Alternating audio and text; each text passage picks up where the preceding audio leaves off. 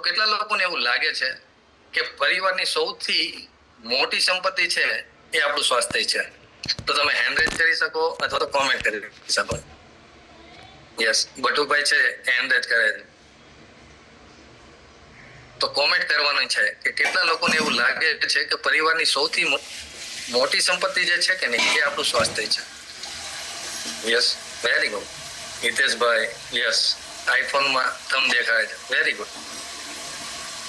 કારણ કે જ્યારે આપણે પરિવારના સભ્યો સ્વસ્થ હોય કે નહીં આપણા, ત્યારે જોજો ઘરમાં ખુશી, ઉત્સાહ અને સકારાત્મકતા મળે ને એવું વાતાવરણ પણ હોય કે નહીં?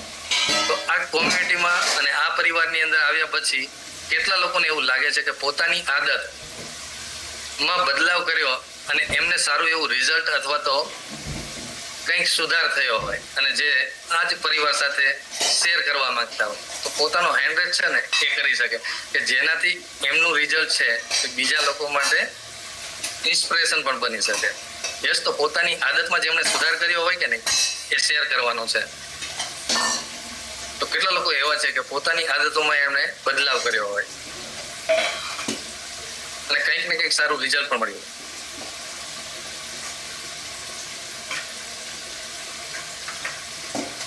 ઓકે,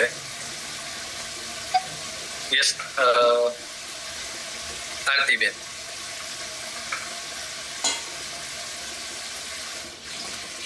યસ આરતીબેન. જય સ્વામિનારાયણ સર. સ્વામિનારાયણ સર. જય સ્વામિનારાયણ. આરતીબેન, તમે કઈ આદતમાં બદલાવ કર્યો પહેલા કરતા અને એ આદતના કારણે શું તકલીફ થઈ હતી અને અહીંયા આવીને બદલાવ કર્યા પછી શું રિઝલ્ટ મળ્યું તમને? જેમ કે આપણે ખાવા પીવામાં બદલાવ કર્યા, ખાતા પીતા હતા પણ ખબર નહોતી કેવી રીતે ખાવાનું, કેવી રીતે પાણી પીવાનું, એમાં બદલાવ કર્યા. પછી આપણે મારી ટેવ શું હતી, સવારે નાસ્તામાં બેફર જ ખાવાનું, બીજું કઈ નહીં, એટલે એ પણ બંધ કર્યા. બેફર ચાય અને ચાય સવારે હું 3 થી 4 વખત પીતી, સવારે ઉઠીને હાવ બંધ થઈ ગઈ અને ખાવા પીવામાં બદલાવ કર્યા. એના લીધે મારા રિઝલ્ટ બહુ સારું આવ્યું છે. બધી વસ્તુમાં સરસ છે. અત્યારે મને એક અને શું રિઝલ્ટ મળ્યા તમને? મને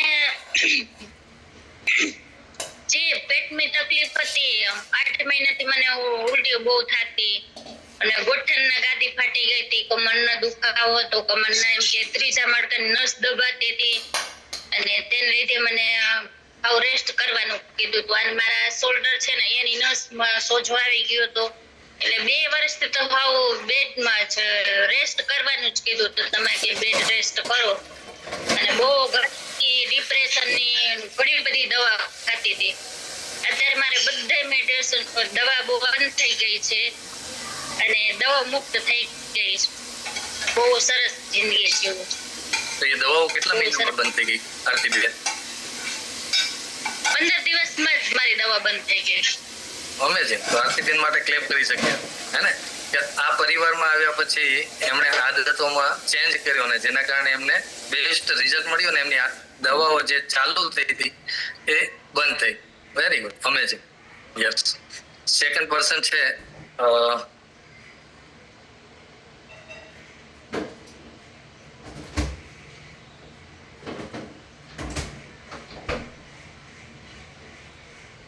જે ડેઈલી હેન્ડરેજ કરે છે એ જ લોકો છે. આપણે નવા વ્યક્તિને સાંભળીએ. યસ બટુકભાઈ. બટુકભાઈ, તમને અનમ્યુટ નો ઓપ્શન આપો. યસ બટુકભાઈ, આપ કેટલા સમયથી આ કોમ્યુનિટી સાથે, આ પરિવાર સાથે કનેક્ટ છો?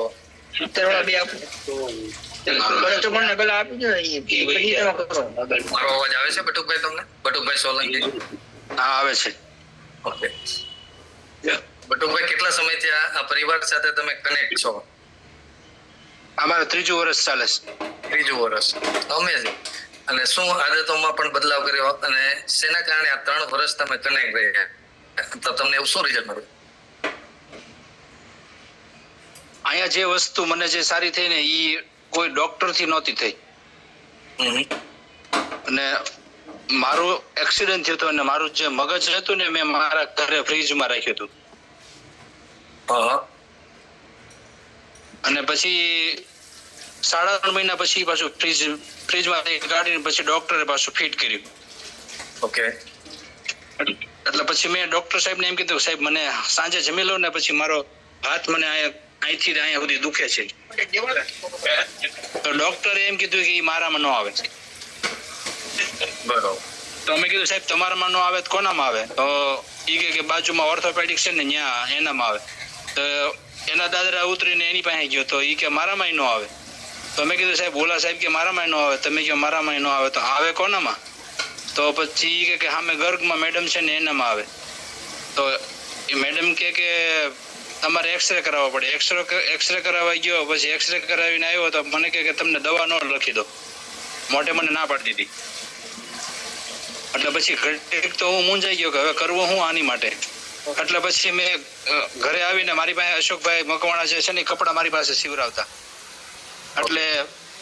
એટલે મેં તરત એને ફોન કર્યો. મેં કીધું આવી રીતે છે. તો મને કે કાંઈ વાંધો નહીં. મેં કીધું અત્યારે જે આપણે પહેલા જાતા હતા એ અત્યારે કોમ્યુનિટી ક્યાં છે? મને કે અહીંયા છે. એટલે સવારે ત્યાં ગયો અને ત્યાં હું ગયો તો મને હિમાંશુ સરે મને એમ કીધું કાંઈ વાંધો નહીં કે તમને આમાં સારું થઈ જ જાય. પહેલે જ દિવસે ગયો ને ઈ જે મેં રાજા જેવો નાસ્તો ને રાણી જેવી ચા પહેલે જ દિવસે પીધું ને ઈ હાથ મારો દુખતો પહેલે જ દિવસે જ બંધ થઈ ગયો. એટલે અહીંયા જે લોકો બેઠા છે ને મારે ઈ લોકોને એટલો જ મેસેજ આપવાનો છે કે અહીંયા જે વસ્તુ પોસિબલ છે ને ઈ વસ્તુ કોઈ જગ્યાએ પોસિબલ નથી. એટલે આવું રિઝલ્ટ તો મેં જયારે ડોક્ટરને કીધું ને તો મને એને 6,000 ની 20 ટીકડી લખી દીધી હતી. હવે ઈ ટીકડી 20 ટીકડી ખાધી ને તો 1% નહોતું સારું થયું. 6,000 ની એક ટીકડી? હા, 20 ટીકડી. 20 ટીકડી. અને તો પણ 1% રિઝલ્ટ નહોતું તમને? કોઈ રિઝલ્ટ નહીં. અમેઝિંગ. યસ. તો બટુભાઈ માટે પણ ક્લેપ કરીએ કે અમેઝિંગ રિઝલ્ટ એમને અહીંયાથી આ પરિવાર સાથે જોવા મળ્યું કે જેમના ડોક્ટરોએ પણ ના પાડી દીધી. આ રિઝલ્ટ પોસિબલ છે.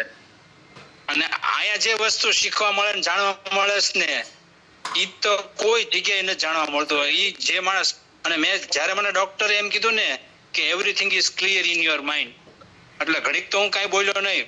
અને મારા પપ્પા 4 ધોરણ ભણેલા અને મારો ભાઈ 10 ધોરણ ભણેલો. એટલે પછી ઘડીક નો કાંઈ બોલ્યા. પાછા ઈ ડોક્ટર સાહેબ ફરી વખત બોલ્યા everything is clear in your mind. એટલે પછી મેં સાહેબને કીધું, સાહેબ sorry sir, nothing is clear because 2 problems are present in my body.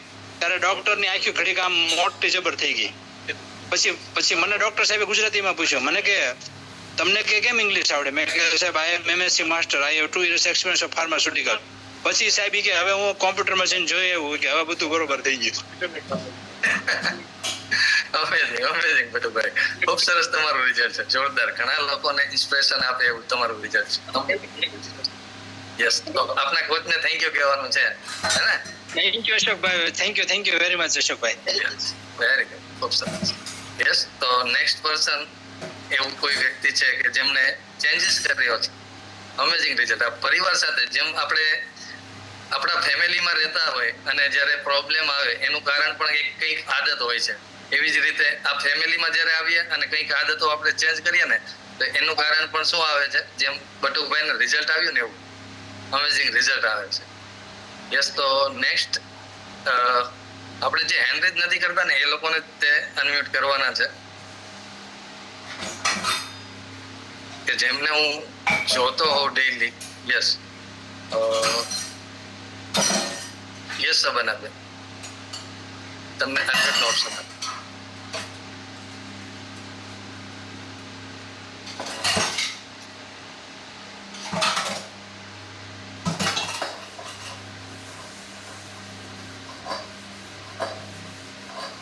હા સબન આપે.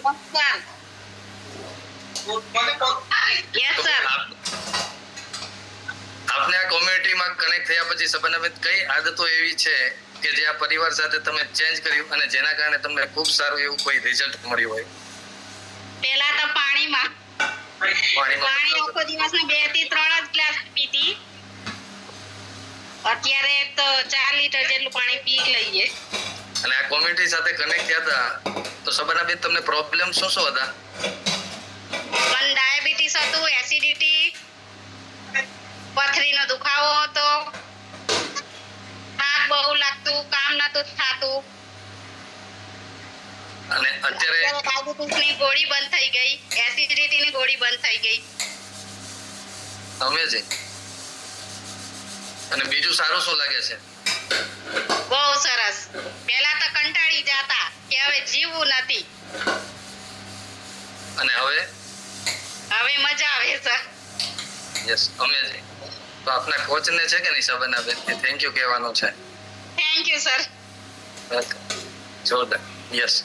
ત્યારબાદ છે હેન્ડરેજ હતો ધારાબેન. યસ ધારા. જય સ્વામિનારાયણ. જય સ્વામિનારાયણ બેન. હું આ કમ્યુનિટીમાં આવી ને ઈ ત્યારે માટે સ્કિન બહુ ખરાબ હતી. મારી સ્કિન ઓઇલી હતી અને પિમ્પલ્સ વધારે નીકળતા હતા અને વધારે પડતું બહારની ખાવાની આદત હતી અને જંક ફૂડ ફાસ્ટ ફૂડ વધારે ખાવાની આદત હતી એટલે ગુસ્સો તો બહુ જ કરતી હતી. તો આ કમ્યુનિટીમાં આવીને મારો સ્કિન બેટર 15 જ દિવસમાં મને સ્કિનમાં રિઝલ્ટ મળ્યું છે.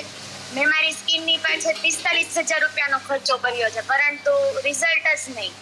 કોર્સ કમ્પ્લીટ કરીએ પછી હતું ને એ જ પાછું સ્કિન ખરાબ થઈ જાય.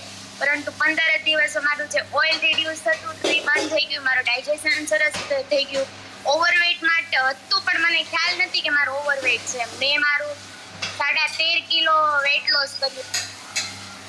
અત્યારે મારો ગુસ્સો પણ કંટ્રોલ થઈ ગયો છે, ડાયજેશન પણ સરસ થઈ ગયું છે અને સ્કિન પણ બેસ્ટ થઈ ગઈ છે. બહારનું ખાવાનું જે ક્રેવિંગ હતી ને તો સાવ ઓછી થઈ ગઈ છે. 6 મહિનાથી અમારે કોમ્યુનિટીમાં આવી પરંતુ મેં 1 થી 2 વખત જ બહારનું ખાધું છે, એ પણ કોઈ મેરેજ ફંક્શનમાં ગયા હોય તો જ, બાકી તો નહીં. સાવ અવોઇડ થઈ ગયું છે. તો તમારી ઉંમર કેટલી છે ધારાબેન? મારી 22 વર્ષની ઉંમર છે. Yes, amazing. તો તમને પ્રોબ્લેમ શરૂઆત કેટલા વર્ષના હતા ત્યારથી શરૂઆત થઈ? 17 વર્ષની હતી ને ત્યારથી જ. મારી સ્કિન તો બહુ ખરાબ હતી ઓહો. અને મેં એક પણ ડોક્ટર બાકી નથી રાખ્યા. ગમે તે કે અહીંયા જાઓ, અહીંયા રિઝલ્ટ મળે છે તો ત્યાં જવાનું, પરંતુ 3 મહિના કરીએ એટલે પૂરું. અને કોલેજમાં હોઈએ, યંગ જનરેશન કહીએ તો સ્કિન ખરાબ હોય તો થોડો કોન્ફિડન્સ ના રહે.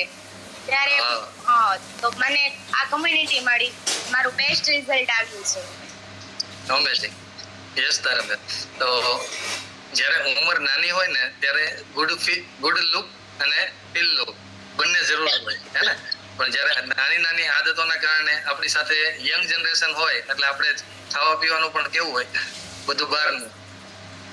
અને હું પાણી નથી, 1 થી 1.5 લીટર જ પાણી પીતી હતી પરંતુ અત્યારે 3 થી 3.5 લીટર પાણી પીવું છું. અને ફાઈબર મારા બોડીમાં નતું, તે ફાઈબર એડ કર્યું છે. ઘણું બધું ચેન્જીસ કર્યા છે. ખૂબ સરસ. તો ધારાબેન થેન્ક યુ કહેવાનું છે, હે ને આપણે? Thank you my coach. Yes, thank you બેન. યસ, તો આજનું જે આ સેશન છે કે નહીં એ કંઈક ને કંઈક આપણી આદતોને રિલેટેડ જ આજનું સેશન છે. તો પરિવારમાં જેટલા લોકોને એવું લાગે છે કે એ આદતોમાં ચેન્જ કરાવવું જોઈએ અથવા તો મેં જે આ પરિવાર સાથે આવીને મારી આદતોમાં ચેન્જ કર્યું છે અને સારું એવું રિઝલ્ટ મને મળ્યું છે, તો એના માટે દરેક વ્યક્તિ એક કામ કરી શકે. આજે એકલા નહીં પણ ફૂલ ફેમિલી છે કે નહીં એ સાથે બેસવાનું છે કે જેનાથી દરેક વ્યક્તિ એ શીખી શકશે અને સમજી શકશે કે આપણી આદતો જે છે કે નહીં અહીંયા જે આપણે એકલા ચેન્જ કરી છે એ આપણા પરિવારમાં પણ દરેક વ્યક્તિ ચેન્જ કરે અને દરેક વ્યક્તિને સારું એવું રિઝલ્ટ આવે, હે ને? તો ત્યારબાદ એક દીપ્તિબેન. યસ દીપ્તિબેન. જય શ્રી કૃષ્ણ. જય સ્વામિનારાયણ. જય શ્રી કૃષ્ણ અને જય સ્વામિનારાયણ. દીપ્તિબેન કેમ છો? બસ મજામાં. હું આ કોમ્યુનિટીમાં આવી મને વરસ થશે.